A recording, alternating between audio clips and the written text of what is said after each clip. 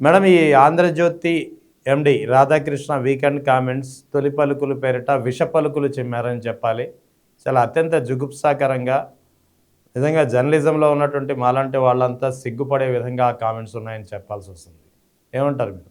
ఒకటి సార్, ఏదైనా ఇంత పెద్ద స్టేట్మెంట్ అంత అనుభవజ్ఞుడైనటువంటి ఒక జర్నలిస్ట్ ఇచ్చాడు అంటే మనం చాలా ఆలోచించాలి సార్.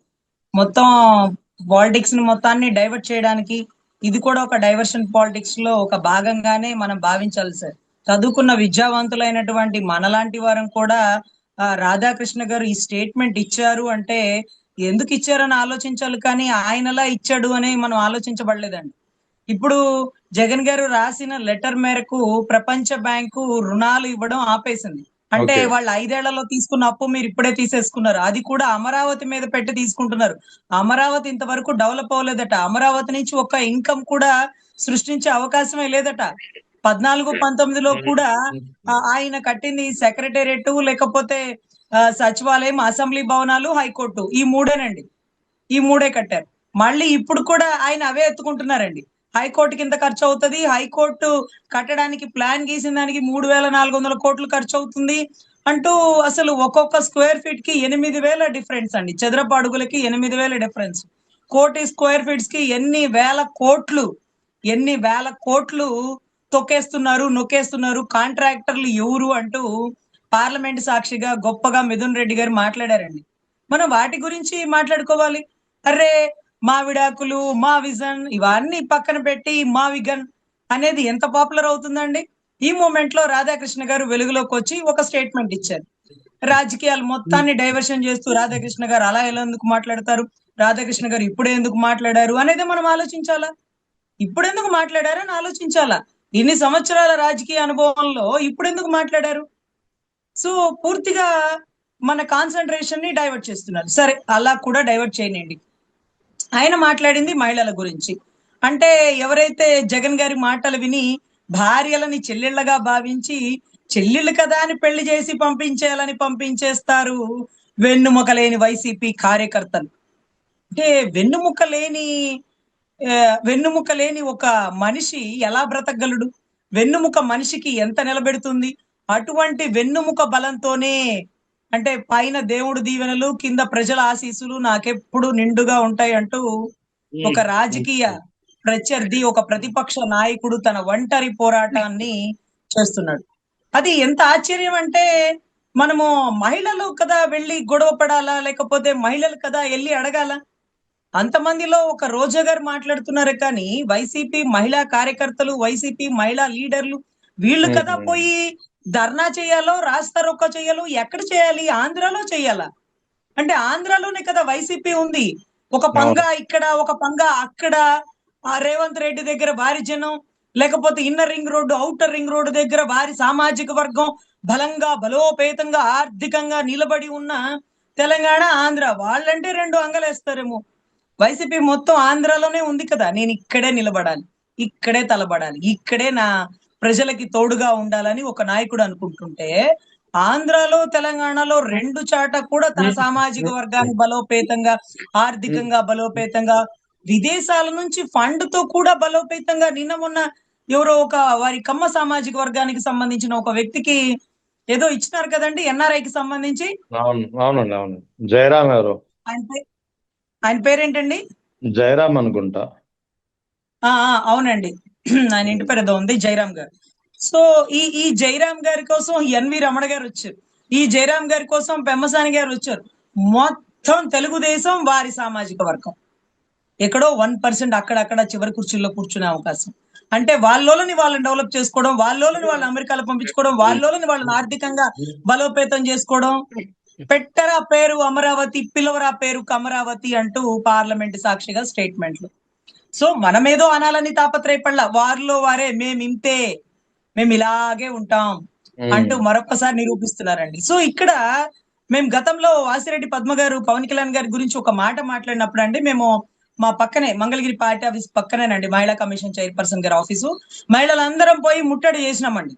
అప్పుడు ఊరుకుంటారండి? కేసులు కట్టినారు. కేసులు కట్టలేదు, అందరిని నిర్బంధించినారనమాట. అందరిని ఒక్కొక్క పోలీస్ స్టేషన్ కి తరలించినారు. సో నేను కూడా నల్లపాడి పోలీస్ స్టేషన్ దగ్గరికి నన్ను కూడా చాలా మందితో పంపించినారండి.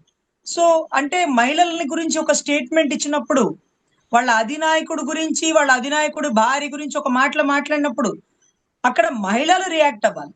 అంటే మహిళల్ని ముందు పెట్టి చేసే రాజకీయం మీరు చంద్రబాబు గారి దగ్గర నుంచి ఎప్పుడు నేర్చుకుంటారు వైసీపీ వాళ్ళు? ఎప్పుడు నేర్చుకుంటారు? మీరు అన్ని కట్టడాలు కట్టేస్తారు. కానీ దానికి పబ్లిసిటీ చేసుకోవడం రాదు. ఫర్ సపోజ్ ఉమ్, రిటర్నింగ్ వాలండి. మా విజయవాడ మొత్తాన్ని ఏదైతే కృష్ణా నది ముంచెత్తబోతుంటే మమ్మల్ని కాపాడింది ఆ రిటర్నింగ్ వాలండి. ఆ రిటర్నింగ్ వాళ్ళు ఎంత గొప్పగా కట్టినారో తెలుసా సార్? ఎంత గొప్ప ఆర్కిటెక్చరో తెలుసా? ఎంత లైటింగో, సింహాల బొమ్మలు, లైటింగ్లు, చెట్లు, గ్రీనరీ సార్. కానీ సార్ ఇది కాదు సార్ కట్టడం అంటే. కట్టడం గొప్ప కాదు. దాన్ని కట్టామని పబ్లిసిటీ చేసుకోవడం గొప్ప. అదే రిబ్బన్ కటింగ్‌కి దేవిశ్రీ ప్రసాద్ గారు వచ్చేవారు. సింగర్ సునీతమ్మ వచ్చేవాళ్ళు. గీతా మాధురి గారు వచ్చేవాళ్ళు. సినిమా యాక్టర్లు వచ్చేవాళ్ళు. ఆవిడెవరో మీనాక్షి చౌదరి గారు అనుకుంటా అండి. ఈ మధ్య టీటీడీ టెంపుల్ కూడా వెళ్లి ఆవిడే పబ్లిసిటీ చేసినారు. ఈ బస్సుల్లో వెళ్లి చూసినారా ఎంత బాగుంది, అంత బాగుంది. యోగాంధ్రకు కూడా ఆవిడే వచ్చారండి మీనాక్షి చౌదరి గారు. అదే అవును. మీనాక్షి చౌదరి గారితో రిటర్నింగ్ వాళ్ళు రిబ్బన్ కట్ చేసి కుర్రకారుతో మంచి పబ్లిసిటీ ఇప్పించుండేవాళ్ళు. మీకు అది చేత కాదు. దానివల్ల కష్టం వచ్చినప్పుడు ఓహో ఇక్కడ రిటర్నింగ్ వాల్ ఉంది. అందుకనే నీటి ఒత్తిడి తట్టుకుంటుంది. నీటి ఒత్తిడి దాటి విజయవాడలోకి ఇబ్బంది పెట్టలేదు. పశుపక్షాదులకు అక్కడ ఉండే చాలా మంది గేదెలు అటు ఇటు కట్టేసి ఉండేవాళ్ళండి. ఇప్పుడు ఒక పెద్ద పార్క్ అయిపోయిందండి. సో పబ్లిసిటీ చేసుకోవడం చేత కాకపోతే మనం ఎంత చేసి ఏమి ప్రయోజనం అనేటటువంటి నానుడే ప్రజల్లోకి వెళ్తున్నాను. సో వాళ్ళు దాంట్లో పబ్లిసిటీ పీకండి. నిన్న అరే ఎవరో కట్టిన కట్టడాలకు సంబంధించిన ఓపెనింగ్ కి గుమ్మడికాయ కట్టడానికి వచ్చారండి ముఖ్యమంత్రి గారు. గుమ్మడికాయ కట్టడానికి వచ్చారు. తర్వాత ఇంకా చాలా బోర్డు పెట్టడానికి వచ్చినారు.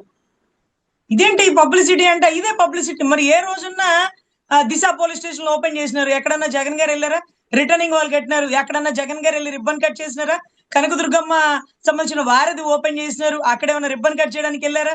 ఆ ఓపెనింగ్ ఏమన్నా సినిమా స్టార్లని లేకపోతే క్రికెట్ ప్లేయర్లు ఏమన్నా పిలిపించినారా? బెన్ సర్కిల్ రెండో బ్రిడ్జ్ ఫ్లైఓవర్ అండి. ఓపెనింగ్ ఆయనే, క్లోజింగ్ ఆయనే, చక్కగా ఆయనే బిగిన్ చేసినారు, ఆయనే పూర్తి చేసినారు. దానికి ఏమన్నా వెళ్ళానా? వైజాగ్ కి సంబంధించిన ఎన్ఈడికి సంబంధించిన ఆయన ఏమన్నా వెళ్ళారా? అరే ఇవన్నీ కట్టింది ఆయన హయాంలోనే. With in track record 3 years లోనే. కరోనా 2 సంవత్సరాలు పోగా 3 సంవత్సరాల్లో ఏం అభివృద్ధి చేస్తావు, నీకేం వచ్చు అని అందరూ అడుగుతుంటే ఇదిగో ఈ అభివృద్ధి మొత్తం నేనే చేసినానని చెప్పకుండా టకా చేసుకుని వెళ్ళిపోతుంటారండి. దీన్నే కాంగ్రెస్ డిఎన్ఏ అంటారండి. సో కాంగ్రెస్ డిఎన్ఏ పని చేస్తుంది కానీ ప్రచారం చేసుకోవడం చేత కదండి. అందులో ముఖ్యంగా అసలు మీడియా ఛానల్సే ఉండవండి. సో వాళ్ళు అక్కడి నుంచి వచ్చారు కాబట్టి ఆ బ్రీడ్ అలాగే ఉంటుంది కాబట్టి పనితనంలో వారిని మించిన వారు లేదు. కానీ పబ్లిసిటీ చేసుకోవడంలో చాలా వీక్ అండి. అదే మనం 10 సార్లు మాట్లాడుకున్న చంద్రబాబు గారు చేసిన పావులకి ముప్పావుల పబ్లిసిటీ చేస్తారండి. సో ఎనీవే రాధాకృష్ణ గారు మాట్లాడిన మాటకి వైసీపీ కార్యకర్తల్లోని మహిళలు రియాక్ట్ అవ్వాలి. మన మహిళా శాఖ మంత్రి గారు ఎవరైతే ఉన్నారో, మన హోంశాఖ మంత్రి గారు ఎవరైనా ఉన్నారో వారి దగ్గరికి వెళ్ళి ఇలా మాట్లాడడం కరెక్ట్ కాదు తల్లి. అప్పట్లో సాక్షిలో ఒక జర్నలిస్ట్ గారు ఇది కరెక్ట్ కాదండి, ఇది కరెక్ట్ కాదు, మీరు ఇలా మాట్లాడడం ఇది కరెక్ట్ కాదు అన్నప్పటికీ, ఒక సీనియర్ జర్నలిస్ట్ అయినప్పటికీ మీరు ఇమీడియట్ గా అరెస్ట్ చేసినారే. అప్పుడు ఎవరు వచ్చినారండి? మగవాళ్ళు వచ్చినారా? అమరావతి ఆడబిడ్డలైనటువంటి మహిళలు వచ్చినారా? మా గురించే మాట్లాడారు కదా. మా మహిళల గురించే కదా, ఎయిడ్స్ మా వల్లే వచ్చింది అన్నారు కదా. సరే అంటూ వాళ్లే బయటకు వచ్చినారండి. అప్పుడు ఆవిడది మిడ్ వ్యాలీలో అనుకుంటా అండి హౌస్. అక్కడ ఒక పెద్ద హాల్ ఉందండి, నేను కూడా వెళ్ళాను. అప్పుడే అక్కడ చక్కగా అందరూ మహిళలందరూ గ్యాదర్ అయ్యారండి. మరి వైసీపీలో మహిళలందరూ గ్యాదర్ అయ్యి మహిళా కమిషన్ ఆఫీస్ ముట్టడో లేకపోతే మహిళా హోమ్ మినిస్టర్ గారి దగ్గరకో వెళ్ళి ఇలా మాట్లాడడం కరెక్టా అండి? వైసీపీ కార్యకర్తలు అంటే మేము ఎంత కష్టపడి పనిచేస్తాం. ఫర్ సపోజ్ మీ పార్టీ కార్యకర్తలు లేదే మీరు లేరు అంటే ఏదో కార్యకర్తల భార్యల గురించి మాట్లాడారని హోంశాఖ మంత్రి గారి మాటలు నేను విన్నానండి. ఏదో కార్యకర్తల భార్యల గురించి ఏదో మాట్లాడారని, ఏదో కార్యకర్తలు ఏదో భార్యలు. ఏంటది? చంద్రబాబు గారికి సంబంధించి అసెంబ్లీలో వారి భార్య గురించి మాట్లాడినందుకే కదా అందరం బాధపడింది. అలా మాట్లాడొచ్చా ఒక మహిళ గురించి అని? అంటే చంద్రబాబు గారి భార్య ఎక్కువ, వైసీపీ కార్యకర్తల భార్యలు తక్కువ అనేది ఉండదండి. ఎవరికి ఉండే ఇంపార్టెన్స్ వాళ్ళకు ఉంటది. భారతమ్మ గారు ఎంతో, బూనమ్మ గారు ఎంతో, వాళ్ళిద్దరూ ఆ స్థాయిలో కూర్చోడానికి కారణమైనటువంటి వైసీపీ కార్యకర్తల భార్యలు కూడా అంతేనండి. సో దయచేసి దీన్ని చిన్న విషయంగా పక్కన పడేసినారండి. ఇంకా కూడా ఏబిఎన్ కార్యాలయం దగ్గర ధర్నా చేయడానికి ఆ చిన్న ఫ్లిప్కార్ట్ పట్టుకొని వెళ్ళిన వాళ్ళని ముట్టడి అన్నారండి. ముట్టడట. ముట్టడి కాదు అరే నాన్న, అది ఏకంగా నిన్న కొంతమంది అంటున్నారు, ముఖ్యంగా కొంతమంది యూట్యూబర్లు కావచ్చు, కొన్ని పత్రికలకు సంబంధించినటువంటి యజమానులు కావచ్చు, లేదా ఈ జర్నలిస్ట్ సంఘాలు కూడా, ఎవరైతే ఏ జర్నలిస్ట్ సంఘాలు అయితే తెలుగుదేశం ప్రభుత్వానికి వత్తాసు పలుకుతున్నాయో, ఏపీయూడబ్ల్యూజే లాంటి, క్లియర్గా పేరు కూడా చెప్తున్నాను నేను, నాకేం భయం లేదు, ఏపీయూడబ్ల్యూజే లాంటి మీడియా సంఘాలు చాలా కాలంగా మీడియా సంఘాల ముసుగులో వాళ్ళు ఏమేం చేస్తున్నారో అందరికీ తెలిసిందే. ఇప్పుడు ఏకంగా తెలుగుదేశం ప్రభుత్వాన్ని కాపలా కాయడానికి, ఆంధ్రజ్యోతికి వెన్నంటి నడవడానికి, ఇక్కడ శాంతియుతంగా జరిగినటువంటి ఒక ప్రొటెస్ట్, ఒక స్టోన్ పెల్టింగ్ జరగలేదు, ఎవరి మీద దాడి చేయలేదు, కేవలం ఆ పత్రికా ఆఫీస్ ముందు ఆ విజువల్స్లో, ఆంధ్రజ్యోతిలో ప్రసారమైనటువంటి విజువల్స్ చూస్తేనే అర్థమవుతుంది. ఇది సాక్షి విజువల్ చూడక్కర్లేదు, లేదా వేరే అదర్ మీడియా విజువల్ చూడక్కర్లేదు. ఆంధ్రజ్యోతి వాళ్ళు కూడా దీన్ని షూట్ చేసే ప్రయత్నం చేశారు. ఆంధ్రజ్యోతిలో కూడా లైవ్ ఇచ్చారు ఈ ప్రోగ్రామ్ని, అంటే వాళ్ళ వెర్షన్లో వాళ్ళు లైవ్ ఇచ్చుకున్నారు. సో ఆ విజువల్ చూసినా ఎక్కడ వైసీపీ కార్యకర్తలు ఎవరైతే అక్కడ ప్రొటెస్ట్లో పాల్గొన్నారో వాళ్ళు శాంతియుతంగా ధర్నా చేశారు, నినాదాలు ఇచ్చారు, ప్లకార్డులు ప్రదర్శించారు, అంతవరకే. ఎక్కడా దరిదాపుల్లో కూడా, ఆఫీస్ దరిదాపుల్లో కూడా వెళ్ళలేదు. దీన్ని పట్టుకుని దాడి చేశారు, విధ్వంసానికి పాల్పడ్డారని చెప్పి స్టేట్మెంట్లు ఇస్తున్నటువంటి పరిస్థితి. సార్ ఒకటి సార్, మరి ఆయుధాలు లేవు చేతిలో, శాంతియుతంగానే ఉన్నారు. వాళ్ళు ఒక మాట అన్న తర్వాతే ఆ మాట కోసం వారు వచ్చి ధర్నా చేయడానికి, అది కూడా శాంతియుతంగా వచ్చినారు.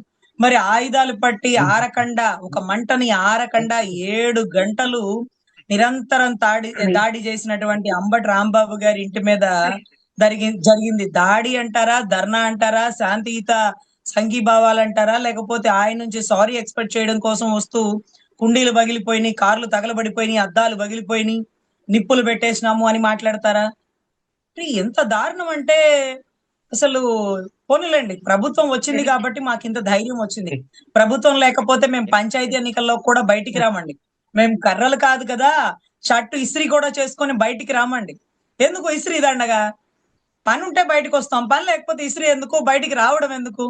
పంచాయతీ ఎన్నికల్లో కర్రలు పట్టుకొని పైల్వాన్లు బయటకు వచ్చి వైసీపీకి ఎదురుగా పోటీ చేసి ఉండాల్సింది. ఎందుకంటే అబ్జర్వేషన్ చేసేవాళ్ళు లేరండి పులివెందుల్లో అంటూ ప్యానెల్ ఒక ఆయన మాట్లాడితే, అవునా అండి, గతంలో పంచాయతీ ఎన్నికల్లో అభ్యర్థులే లేరండి, పోటీ చేయడానికి అభ్యర్థులే లేరు, మీరు అబ్జర్వేషన్ చేయడానికి మనుషులు తక్కువైపోయారు, కొరత అయిపోయారు, అలా ఉంది వైసీపీ పరిస్థితి పులివెందుల్లో అన్నారు. అదే పులివెందుల్లో అదే బీటెక్ రవి గారితో ఒకసారి మాట్లాడండి. జగన్ గారి గురించి రాష్ట్రం అంతా అక్కడక్కడ వాళ్ళతో మాట్లాడిస్తున్నారే, బీటెక్ రవి గారితో ఒక స్టేట్మెంట్ ఇవ్వమనండి. బీటెక్ రవి గారికి తెలుసు కదా పులివెందుల ఆయన వర్గంలో ఎలా ఉంది, వాళ్ళ నాన్నగారి టైంలో ఎలా ఉంది, పులివెందుల మెడికల్ కాలేజీ ఎలా ఉంది, పులివెందుల అసలు రోడ్లు ఎలా ఉన్నాయి, మున్సిపాలిటీ ఎలా ఉంది, పంచాయతీలు ఎలా ఉన్నాయి, ఇవన్నీ కూడా బీటెక్ రవి గారికి తెలుసు కదా. అసలు జగన్ గారి గురించి మాట్లాడడానికి ఒక మైక్ ఇచ్చిన ధైర్యం చేయగలరా? ఆయన తలుచుకుంటే ఎలా ఉంటది అనేది బీటెక్ రవి గారి కంటే మించిన వారు ఎవరన్నా ఉన్నారా? ఏదో టీడీపీ వారు చెప్పినట్టు అప్పుడప్పుడు పోటీ చేస్తుంటారు. సో దయచేసి మనం ఒక వ్యక్తి స్థాయిని మనం ఏదో దించేద్దాం అని అనుకుంటాం, అది మన వల్ల కాని పని అండి. అది ఏదైతే ది వైర్ అంటూ ఏదైతే సార్ చెప్పారు చూడండి, ఆర్థిక శాస్త్ర నిపుణులు ప్రభాకర్ గారు మాట్లాడినటువంటి స్టేట్మెంట్లు విన్నారు కదా. ఆయన అడుగుతున్నారు, ఇది ఒక అద్భుతమైనటువంటి ప్రజాస్వామ్యం అని, మన దేశంలో ఒక అద్భుతం జరిగింది. ఏంటంటే సాయంత్రం 6 నుంచి రాత్రి 2 వరకు క్యూలైన్లో నుంచున్న వ్యక్తి, అంటే 2 వరకు ఉన్నటువంటి ఆఖరిగా ఓటేసినటువంటి వ్యక్తిని మనం పేపర్లో ఫోటో వేయాలి కదా. అరే గొప్పవాడు కదా. ఎప్పుడో 1950లో ఫస్ట్ ఓటర్ కి సంబంధించి ఒక ఫోటో కూడా డిస్ప్లే అయ్యేదట. తర్వాత గుజరాత్ లో ఏదో గిరికి సంబంధించినటువంటి ఒక ట్రైబల్ ఏరియాలో ఒక్కడే ఒక పూజారి ఉండేవాడట, అతను కూడా బ్రహ్మచారట. అతని ఒక్కడి కోసం ఒక పోలింగ్ బూత్ అక్కడ ఏర్పాటు చేసినారట ఆ ట్రైబల్ ఏరియాలో. సో ఒక్కడి కోసం అప్పుడు ఆ ఏరియాని, ఆ వ్యక్తిని ఫోటో తీసి డిస్ప్లే చేసి, ఇదిగో ప్రజాస్వామ్యాన్ని ఇంత గొప్పగా కాపాడుతుంది భారతదేశం అంటూ చూపించినారట. కానీ ఈ గొప్ప ప్రజాస్వామ్యంలో, ఇంత గొప్ప భారతదేశంలో ఇంత చిత్తశుద్ధిగా 6 నుంచి 2 వరకు తిండి తిప్పలు లేకుండా, 1-2 కూడా పోకుండా క్యూ లైన్ లో నుంచున్నాడో కూర్చున్నాడో కూడా తెలియకుండా, దోమలు కుడుతూ కూడా భరించి రాత్రి 2 వరకు టార్చ్ లైట్ పెట్టుకున్నారా, ఫోన్ లైట్ ఆన్ చేసినారా, అతని ఫోటోని ఒక్కసారి డిస్ప్లే చేస్తే రాష్ట్ర ప్రజలు మొత్తం తరిస్తారు కదా. వాళ్ళకి పాద పద్మాలకి దండం పెట్టుకునేటటువంటి రాజకీయ పరిస్థితి కూడా ఉంటుంది కదా, ఉంటుంది కదా. మరి ఎందుకు చేయలేకపోయారు? ఇంతకీ ఆ 3500 బూతులు ఏవి ఏ ఏరియాలు చెప్పండి, చెప్పండి. అంటే నిమిషానికి 3-4 ఓట్లు ఎలా పోలింగ్ అవుతాయి? ఇవన్నీ కూడా సార్, ఇవన్నీ కూడా ఫామ్ 17 కి ఫామ్ 20 కి అనుకుంటా అండి డిఫరెన్స్. అవునవును. సో ఫామ్ 17 ఫామ్ 20 ఈ రెండిటికి ఉండే డిఫరెన్స్ ఓటింగ్ ని బట్టే ఈ ఎలక్షన్ మొత్తం క్యాన్సిల్ అయిపోతుంది అనేది అంటే ఆర్థిక శాస్త్ర నిపుణులకు తెలుసండి. అంటే ఊర్లో 10 మంది ఉన్నారు, 10 మంది ఉన్నారు, దాంట్లో అభ్యర్థులు నోట్ చేసుకుంది 8 మందే, కానీ ఓట్లు మాత్రం 20 వచ్చినాయి. ఎలా ఎలా అంటే సాధారణ ప్రజలకి అర్థమయ్యే భాష అండి. ఊర్లో ఉంది 10 మందే, దాంట్లో ఇద్దరు మైనర్లు, ఇక ఓట్లు ఓన్లీ 8 నమోదైనవి. అంటే 8 మందే వేయగలుగుతారు, కానీ ఓట్లు మాత్రం 20 వచ్చినాయి. ఎలా అనే దాన్ని బట్టే ఈ రోజు పెరిగినటువంటి ఓట్ల శాతం, నమోదైనటువంటి ఓట్ల శాతం ఫామ్ 17 ఫామ్ 20 ఈ రెండింటి డిఫరెన్స్ అనండి. మనం చదువుకున్న విద్యావంతులుగా ఆలోచిద్దాం. ఇంకా కూడా జగన్ గారు గెలిచే ఉన్నారు, వీరు అక్రమంగా ఆక్రమించుకున్నారు, వీరు దౌర్జన్యంగా దొంగతనంగా ఓట్లు వేసుకున్నారు అనేది అనేది చదువుకున్న ప్రతి ఒక్కరికి అర్థమవుతున్న పరిస్థితి అయితే నెలకొనిందండి. ది వైర్ అనే బుక్ ద్వారా రాసినోడేవి రోడ్డు సైడ్ రోమియో కాదు, ఒక పరకాల ప్రభాకర్ అనేటటువంటి ఒక ఆర్థిక నిపుణుడు ఎవిడెంటరీగా ప్రూవ్ చేస్తున్నాడు. దీని గురించి గౌరవ ఎలక్షన్ కమిషనర్ వారో లేకపోతే మీనా గారో 3500 బూతులు డిస్ప్లే చేయండి. ఆ బూతులు ఏ ఏ ఊర్లలో ఉన్నాయో చెప్పండి, అక్కడ సీసీ కెమెరాలు ఉన్నాయో లేదో చెప్పండి, 6ంటికి గేట్లు వేసారో లేదో చెప్పండి. వాళ్ళకి గేట్లు వేసిన తర్వాత టోకెన్లు ఇవ్వాలి. టోకెన్లు ఎలా ఇస్తారో తెలుసా సార్? ముందు నుంచి ఇవ్వరు సార్, అంటే వెనక నుంచి ఇస్తారో కౌంటింగ్. ఎస్ సార్, చివరి ఓటింగ్ అంటే బూత్ లోకి వచ్చే వాళ్ళకి ఫస్ట్ ఓటింగ్ ఇవ్వరండి, చివరిలో నుంచునే వాళ్ళకి ఒకటి ఇస్తారు. 1 నుంచి ఇలాగా చివరిలో నమోదయ్యి లోపలికి కౌంటర్ దగ్గరకు వచ్చేవాడికి చివరి టోకెన్ ఇస్తారండి. దాన్ని బట్టి ఇక 5 ఉన్నాయి, ఇక 6 ఉన్నాయని వాళ్ళకి తెలుస్తుందండి. అంటే క్లోజింగ్ వచ్చేసింది, ఇంకొక 15 నెంబర్ వచ్చింది, దీని తర్వాత 14 వచ్చింది, దీని తర్వాత 13 వచ్చింది, అట్లా చివరికి 1 వచ్చిద్దా సార్. ఆ 1 వచ్చే వరకు ఆ బూత్ లో ఉన్నటువంటి అధికారులు గాని, అక్కడ ఉండేటటువంటి వాళ్ళు గాని, వాళ్ళందరి సీసీ ఫుటేజ్ ఉండాలి సార్, వాళ్ళందరి ఫోటో క్లియర్ గా డిస్ప్లే చేయాలి సార్. ఇలా ఎప్పుడు జరగలేదు సార్, ఏ రాష్ట్రంలో కూడా జరగలేదు సార్. ఏ రాష్ట్రం, ఛత్తీస్గఢ్, బీహార్ గడగడ గడగడ ఉడికిపోయే బీహార్ లో కూడా పోలింగ్ 7 వరకే ఆగిపోయిందంట సార్.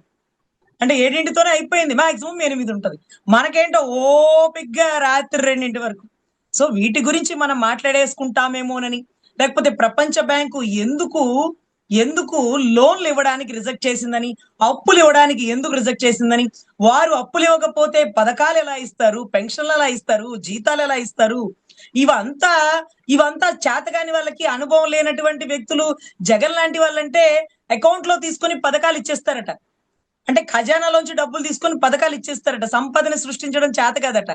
ఎలా 2 ఏళ్లు కరోనాతో పోతే 3 ఏళ్లు ఇన్ని అద్భుతమైన కట్టడాలు కడితే ఇక సంపదని ఎలా సృష్టించారు? కానీ ఒక వ్యక్తిని నమ్మి ప్రపంచ బ్యాంకు లోన్లు ఇచ్చింది, అప్పులు ఇచ్చింది, కానీ మీరు అమరావతిని తాకట్టు పెట్టి అప్పులు తెచ్చినారు. అది కూడా 5 ఏళ్లలో తేవాల్సిన అప్పుని 20 నెలల్లో తెచ్చేసినారు.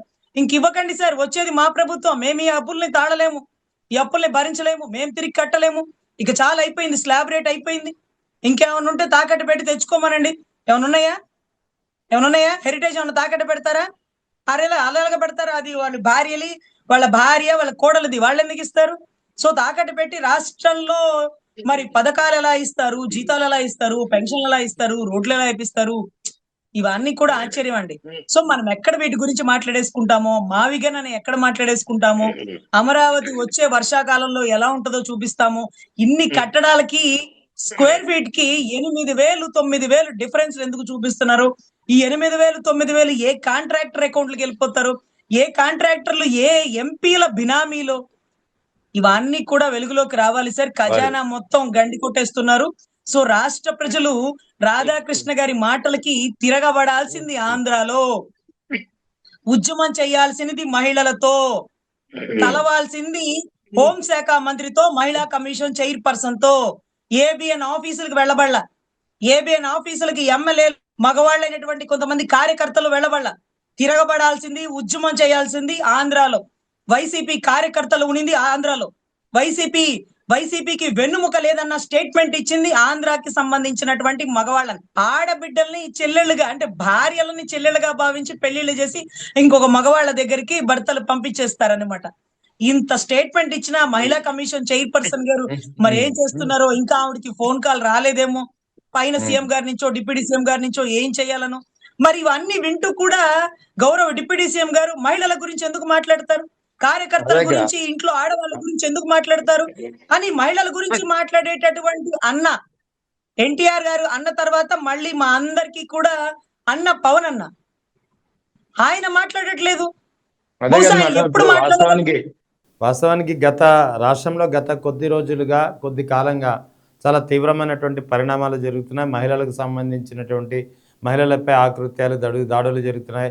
అది రైల్వే కోడూరు ఎమ్మెల్యే వ్యవహారం కావచ్చు, వినుత కోట వ్యవహారం కావచ్చు, ఇలా చాలా రకాల వ్యవహారాలు బయటకు వస్తున్నాయి, రాసలీలలో బయటకు వస్తున్నాయి. కానీ ఎప్పుడు స్పందించినటువంటి డిప్యూటీ సీఎం పవన్ కళ్యాణ్ ఇప్పుడు రీసెంట్గా 2 విషయాలు ఆయన స్పందించారు. రాజుపై అటాక్ జరగకపోయినా జరిగినట్టు చిత్రీకరిస్తే దాన్ని ఖండించారు. తర్వాత ఇప్పుడు రీసెంట్గా ఆంధ్రజ్యోతి కార్యాలయంపై దాడి జరగకపోయినా, ప్రొటెస్ట్ జరిగినా సరే దాడి జరిగిపోయిందంటూ ఏదైతే అభివర్ణనలు వచ్చాయో వాటిని సపోర్ట్ చేస్తూ ఈయన ఖండనలు చేశారు. అంటే ఈయనకి ఇవే కనిపిస్తాయా, వేరే ఇష్యూస్ కనిపించవా అనేది ఒక ప్రధానమైనటువంటి ప్రశ్న. సార్, ఈ పోస్టులు ఆయనే పెట్టారా, ఆయన ట్విట్టర్ అకౌంట్ కూడా వాళ్లే ఆపరేట్ చేస్తున్నారో కూడా కాస్త గమనించండి సార్. ఆ ట్విట్టర్ అకౌంట్ కూడా వాళ్లే ఆపరేట్ చేస్తున్నారేమో, వాళ్లే స్టేట్మెంట్లు రాసేస్తున్నారేమో బహుశా. ఎందుకంటే 7 గంటలు ఆపకుండా జరిగిన దాడిని ఖండించలేనటువంటి గౌరవ ఉప ముఖ్యమంత్రి గారు కనీసం మహిళల గురించి మాట్లాడుతున్నారు, చెల్లెళ్ళని భార్యలని కంపేర్ చేసి పెళ్లిళ్ళ గురించి మాట్లాడుతున్నప్పుడు, అప్పుడు ధర్నాకి కాదు, కేవలం నిరసనకి అది కూడా తెలంగాణలో ఏబిఎన్ భవన్ దగ్గరికి వెళ్తే ఇమీడియట్ గా స్పందన. ఆయన స్పందించారా, ఆయనకి సంబంధించిన అవతల వాళ్ళు స్పందించి ఆయన ట్విట్టర్ అకౌంట్ లో పోస్ట్ పెట్టారా? ఫర్ సపోజ్ వినూత కోట గురించి మనం మాట్లాడుకుందాం సార్. వినూత కోటకి సంబంధించి ఆ అమ్మాయి పాపం ఎక్కడో యుఎస్ లో భార్య భర్త ఇద్దరు ఉద్యోగస్తులు సార్. వినూత కోట తండ్రి వైసీపీలో ఒక కీలక నేత సార్. వినూత కోట వాళ్ళ మామ, అంటే ఎవరైతే భర్త చంద్రబాబు గారి తండ్రి, టీడీపీలో ఒక కీలక నేత సార్. వినూత గారి భర్త ఎవరైతే చంద్రబాబు గారు ఉన్నారో 2013-14లో ప్లానింగ్ కమిటీలో అతను సిబిఎన్ గారి, చంద్రబాబు గారి ప్లానింగ్ కమిటీలో ఒక నెంబర్ సార్. కానీ ఈ 2 పార్టీలను వదిలి నవతరాన్ని ముందుకు తీసుకొస్తూ యువరక్తాన్ని ఉప్పొంగించేలాగా ఆయన సిద్ధాంతాలు, ఆయన మాటలు, ఆయన చెగువీరవి, ఆయన స్లోగన్స్, ఇదిగో సముద్రం పొంగిపోతుంది, వరదొచ్చి మునిగిపోతుంది అనేటటువంటి కొన్ని భారీ డైలాగులతో యువత ముందుకు వచ్చినారు సార్. రబ్బర్ చెప్పులు రాజకీయం అంటూ వాళ్ళేం రబ్బర్ చెప్పుల వాళ్ళేం కాదు సార్, చాలా కోటీశ్వర్లే, ఎలక్షన్ కి పెట్టుకోగల డబ్బు గల్ల వాళ్లే. సో 2019 ఎలక్షన్ లో ఎమ్మెల్యేగా అభ్యర్థి అయినటువంటి వినూత కోట, ఆవిడ దగ్గర పనిచేసే తన సోదరుడు లాంటి ఒక వ్యక్తి అక్క అని మాట్లాడతాడు సార్. అతను ఏదైతే బొజ్జుల సుధీర్ గారి దగ్గర నుంచి డబ్బులు తీసుకుంటున్నట్టుగా ఫోన్ పే ఎవిడెంటరీ ఉంది సార్. వాళ్ళ ఇంటికి వెళ్ళినప్పుడు సుధీర్ గారికి సంబంధించి వీళ్ళిద్దరు కలిసిన టవర్ లొకేషన్స్ ఉన్నాయి సార్. ఇక్కడ నుంచి వినూత కోట ఎవరెవరిని కలిసి ఎవరెవరితో ఏ రాజకీయాల గురించి మాట్లాడుతుందో అన్ని రికార్డ్ చేసి సుధీర్ గారికి పంపించినటువంటి డీటెయిల్స్ ఉన్నాయి సార్. వాయిస్ రికార్డింగ్లు ఉన్నాయి సార్, వీడియో ఫుటేజ్లు ఉన్నాయి సార్, ఎవిడెంటరీ ఉన్నాయి సార్. అన్ని ఉంటే ఇవన్నీ పట్టుకొని వినూత కోట వారి భర్త ఎవరైతే ఈ చనిపోయిన వ్యక్తి ఉన్నాడు చూడండి, కాటమరాయుడు అంటారండి అతన్ని పట్టుకొని మంగళగిరి పార్టీ ఆఫీస్కి వచ్చారు సార్. శ్రీకాళహస్తి నుంచి మంగళగిరి పార్టీ ఆఫీస్కి వచ్చారు, మళ్ళీ శ్రీకాళహస్తి నుంచి డీజీపీ ఆఫీస్కి వెళ్ళారు. పవన్ కళ్యాణ్ గారు అపాయింట్మెంట్ దొరకట్లేదండి, ఒక 10 రోజులు మీ ఇంట్లో పెట్టండి, రాగానే అప్పుడు పిలిపించండి, ఇతనితో మాట్లాడిద్దామంటూ హరిప్రసాద్ గారు, నాదెండ్ల మనోహర్ గారు చెప్పిన మాటలు విని 20 రోజులు కాదు సార్, ఒక నెల పైచిలుకు దగ్గర 2 నెలల లోపు ఆ అబ్బాయిని వాళ్ళ ఇంట్లోనే పెట్టుకున్నారు సార్. వాళ్ళు చంపే ఉద్దేశం ఉంటే శ్రీకాళహస్తి నుంచి మంగళగిరి వచ్చే లోపల చంపగలరు కదా సార్.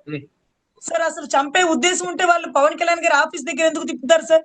ఆ అబ్బాయి నేను తప్పు చేశాను, సుధీర్ డబ్బులు ఇచ్చేలా నాతో చేపించాడక్క, నేను మోసం చేశానక్క, నువ్వు ఎక్కడ చెప్పమంటే అక్కడ చెప్తానక్క అని ఆ అబ్బాయి అన్నప్పుడు, ఆ అబ్బాయి నోట నుంచి ఆ మాట పవన్ కళ్యాణ్ గారికి వినిపిస్తే ఎంత బాగుంటుంది సార్. నేను అడిగినాను సార్ వినూత కోట వాళ్ళ భర్తని, అదేంటయ్యా బెడ్రూమ్ లో సీసీ కెమెరాలు పెట్టారన్నారు కదా, మరి దాని గురించి కంప్లైంట్ ఎందుకు ఇవ్వలేదంటే, బొజ్జల సుధీర్ అనే వ్యక్తి కూటమిలో ఒక ఎమ్మెల్యే కదండి, మనం ఇలా చేస్తే కూటమి ధర్మానికి విఘాత పడుతుందని మేము కంప్లైంట్ ఇవ్వకుండా, ఎవరినైతే అతను వాడుకున్నాడో కాటమరాయుడు అతను ఒప్పుకున్నాడు కాబట్టి అతను ముందు పవన్ కళ్యాణ్ గారితో మాట్లాడించడం కోసం 2 నెలలు వాళ్ళ ఇంట్లో పెట్టుకున్నారంట సార్.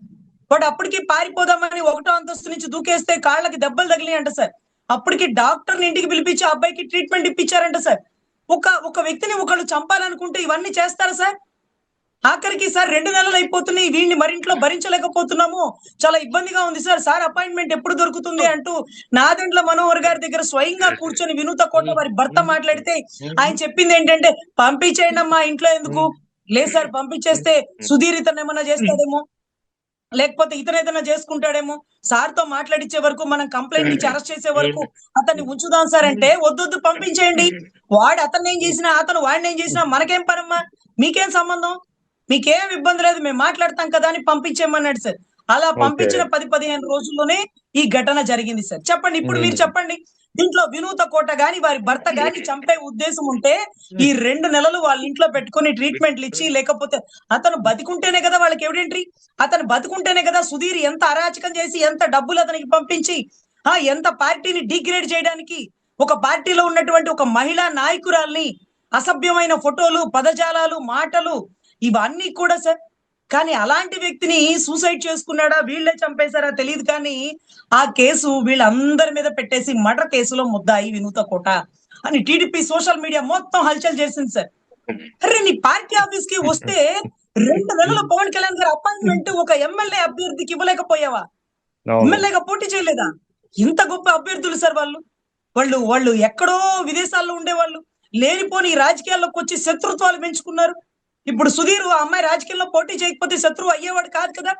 ఈయన రెచ్చగొట్టి రాజకీయాలు చేపించి ఈ రోజు వాళ్ళిద్దరికి శత్రుత్వం పెట్టి ఈ రోజు 2 నెలల అపాయింట్మెంట్ ఇవ్వకపోబట్టి ఈ రోజు అమ్మాయి మర్డర్ కేసులో ముద్దాయి అయిపోయింది.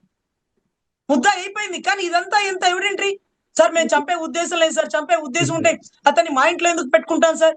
పవన్ కళ్యాణ్ గారి అపాయింట్మెంట్ దొరకలేదు సార్, ఏమయ్యా ఆయన ఏమన్నా సీఎమ్మా పిఎమ్మా? మీరేమన్నా సాధారణ కార్యకర్తలు, ఒక ఎమ్మెల్యే అభ్యర్థులు కదా. ఇంత కష్టకాలంలో మీతో అమ్మాయితో మాట్లాడకపోగా, ఆ అబ్బాయిని విచారించకపోగా, సుధీర్ని మందలించకపోగా అపాయింట్మెంట్ దొరకలేదని మీరు చెప్తారేంటి? అతనికి తెలిసి జరుగుతుందా, తెలియక జరుగుతుందా, అతని ఆధ్వర్యంలోనే ఇదంతా జరిగిందా అనేటటువంటి అనుమానాలు ఉన్నాయి సార్. ఇంకా కూడా వినూత కోట వాళ్ళ భర్త పవన్ కళ్యాణ్ గారి అపాయింట్మెంట్ దొరికితే బాగుండు, ఇంత జరిగిందని ఆయనకి చెప్పాలని ఈ రోజుకి వాళ్ళు తపన పడుతున్నారు సార్. సో మహిళల పట్ల చిత్తశుద్ధిగా ఉంటారనేది ఇది ఒక తార్కాణం సార్.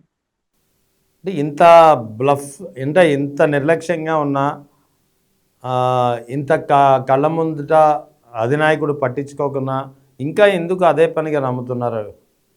అది అది అది గొర్రె కసాయి వాడినే నమ్ముతుందని, అది ఎవరి నమ్మకం వాళ్ళ ఇష్టం. కానీ సార్ ఈ రోజు కూడా ఆయన అపాయింట్మెంట్ దొరికితే బాగుండు, ఇలా 2 నెలలు అతని మా ఇంట్లోనే పెట్టుకున్నాం సార్, సుధీర్ మమ్మల్ని ఎంత ఇబ్బంది పెట్టారు సార్, సుధీర్ వల్ల ఇదంతా జరుగుతుంది సార్. నిన్నటి రోజు ఆ అక్యూజ్డ్ లో ఉన్నటువంటి ఒక వ్యక్తి సార్, శివకుమార్ అని, ఆ వ్యక్తి అతని స్థలంలో అతను రేకుల షెడ్ వేసుకుంటే అర్ధరాత్రులు వచ్చి, ఆదివారాలు వచ్చి ఆ రేకుల షెడ్ ని పగలగొట్టినారు సార్. ఏంటి సార్ ఇది? అంటే ఆ అభ్యర్థుల్లో అంటే అక్యూజ్డ్ గా ఉన్న ప్రతి మందిని వాళ్ళు భయపెట్టి చంపేస్తే ఇక సాక్ష్యాలు ఉండవా? అంటే ఇప్పుడు వినూత కోట, చంద్రబాబు వీళ్ళందరూ మొత్తం చచ్చిపోతే సుధీర్ బాబు మంచోడు అయిపోతాడండి? తప్పు కదా. అంటే వీళ్ళు కనీసం ఇంత జరిగింది కదయ్యా, మీరు మీడియా ముందుకు వచ్చి మాట్లాడండి అంటే, మదేనండి మాట్లాడదాం అనుకుంటున్నాం, కానీ పవన్ కళ్యాణ్ గారితో మాట్లాడాక బయటికి చెప్తే బాగుంటదని ఇదంతా జరిగిందని అన్నారు. మీకు అవివేకానికి ఏం చెప్పుకోవాలు? చదువు లేని మూర్ఖులు, చదువుకున్న మూర్ఖులు అనుకోవాలా? మాకు అర్థం కాలేదు సార్. ఇంత జరిగింది సార్. ఇప్పుడు మీరు చెప్పండి, అతనికి ఆ అబ్బాయిని చంపే అవసరం ఏమన్నా ఉందా? ఆ అబ్బాయి బతికుంటేనే కదా ఇతనికి ఒక ఎవిడెంట్రీ, వీళ్ళ నిజాయితీ అనేది కళ్యాణ్ గారికి కానీ సొసైటీకి కానీ తెలిసేది. అటువంటి అబ్బాయిని వాళ్ళు చంపుకుంటారా? కానీ ఆ అబ్బాయిని ఇంట్లోంచి పంపించేసేయి, ఏం జరిగినా నీకు సంబంధం లేదని చెప్పిన నాదెండ్ల మనోహర్ గారు ఎంత పాత్ర? ఇదేం అక్కర్లేదు, 2 నెలల అపాయింట్మెంట్ దొరకట్లేదు సారథి అని చెప్పినటువంటి హరిప్రసాద్ గారిని ఏమనాలి సార్? వీళ్ళిద్దరు నిర్లక్ష్య ధోరణి వల్ల ఒక బిడ్డ చనిపోయాడు, ఒక పవన్ కళ్యాణ్ గారి అభిమాని చనిపోయాడు. ఒక కాటమరాయుడు లాంటి వ్యక్తి ఈ రోజు అన్యాయంగా బలైపోయాడు. అతను తప్పు చేసిన వ్యక్తి కాదు, కానీ సుధీర్ అతనితో తప్పు చేపించినాడు అని అతను ఎవిడెంట్రీగా చాలా స్టేట్మెంట్లు ఇచ్చాడు సార్. చాలా స్టేట్మెంట్లు ఇచ్చాడు. అతను ఎన్నో రికార్డులింగ్ కూడా తీసుకున్నారు వీళ్ళు. ఇవన్నీ పట్టుకొని పవన్ కళ్యాణ్ గారి దగ్గరికి వెళ్దాం, మేము మంచి వాళ్ళం, సుధీర్ ఇలా మమ్మల్ని చేసినాడు, ఇలా ఇబ్బంది పెట్టాడని చెప్పడానికి వాళ్ళు ఇంకా తాపత్రయపడుతున్నారంటే అలాంటి మూర్ఖులన్నా పట్టించుకోండి అన్న. అలాంటి మూర్ఖులతో ఒక్కసారి మీరు అపాయింట్మెంట్ ఇచ్చి వాళ్ళతో మాట్లాడండి అన్న. వాళ్ళు ఏదో తాపత్రయపడుతున్నారు, మీరు మంచి వాళ్ళు, మీకు తెలియకుండా జరిగిపోయింది, మీకేమీ తెలియదు అనుకుంటున్నారు. నిజమేనేమో, నిజంగా మీకు తెలియదేమో. ఒకసారి మాట్లాడండి.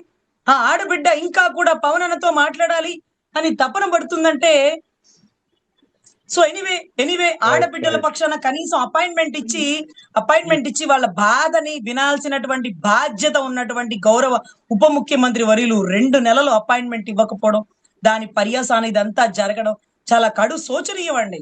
So what ever it may be, ఇటువంటి వ్యక్తి మహిళల గురించి, వైసీపీ కార్యకర్తల గురించి, వైసీపీ కార్యకర్త మహిళల గురించి, అంబటి రాంబాబు గారి ఇంట్లో ఆడబిడ్డ అన్నా అని అడుగుతుంటే వారి ఆవేదన గురించి పట్టించుకుంటారనే నా నమ్మకం నాకైతే లేదు సార్. ఆయన చెప్తే బయటకు వచ్చినటువంటి మహిళ, పోటీ చేసినటువంటి మహిళ, ఆవిడికి కష్టం వస్తేనే ఆవిడ అసభ్యంగా ఫోటోలు తీయడానికి బెడ్రూమ్ లో కెమెరాలు పెట్టిన కారకుడు టీడీపీలో ప్రెసెంట్ ఉన్న ఎమ్మెల్యే అంటే, ఈ రోజుకి అతన్ని కనీసం మందలించలా, చర్యలు తీసుకోవాలా, పిలిచి మాట్లాడాల. ఆ వ్యక్తి తన అభిమాని, తన దగ్గర పనిచేసిన ఎమ్మెల్యే, వీళ్ళందరినీ పట్టించుకోని వ్యక్తి వైసీపీ కార్యకర్తల మహిళల గురించి పట్టించుకుంటాడా? అంబటి రాంబాబు గారి ఇంట్లో ఆడబిడ్డ అన్నా మీరు స్పందించండి అన్నా, మీరు మాట్లాడండి అన్నా అని అడిగితే వారి ఆర్తనాదాలు ఆయనకి వినపడతాయా? ఏమో sir. What ever it may be, ప్రభుత్వాలు మహిళల పట్ల చిత్తశుద్ధిగా ఉండాలి. మహిళల పట్ల అద్భుతమైన చట్టాలు కూడా ఉన్నాయి. ఇలా మాట్లాడినటువంటి గౌరవ రాధాకృష్ణ గారికి గతంలో ఎటువంటి చర్యలు తీసుకున్నారో ఆయన అనల. పక్కన ఎవరో అంటుంటే వారించాడు, అయినా సరే ఆయన కేసులో పెట్టాడు. ఇక్కడ స్వయంగా ఈయన సొంత ఛానల్లో ఈయన చిలక పలుకులతో, రాధాకృష్ణ గారి తొలి పలుకులతో బయటకు వచ్చినటువంటి కథనాన్ని పూర్తిగా ఖండిస్తూ చట్టరీత్యా చర్యలు తీసుకోవాలని మహిళా హోంశాఖ మంత్రికి, గౌరవ మహిళా కమిషన్ చైర్పర్సన్ ని నేను మనస్ఫూర్తిగా అభ్యర్థిస్తున్నాను sir. Right madam, thank you very much. Thank you.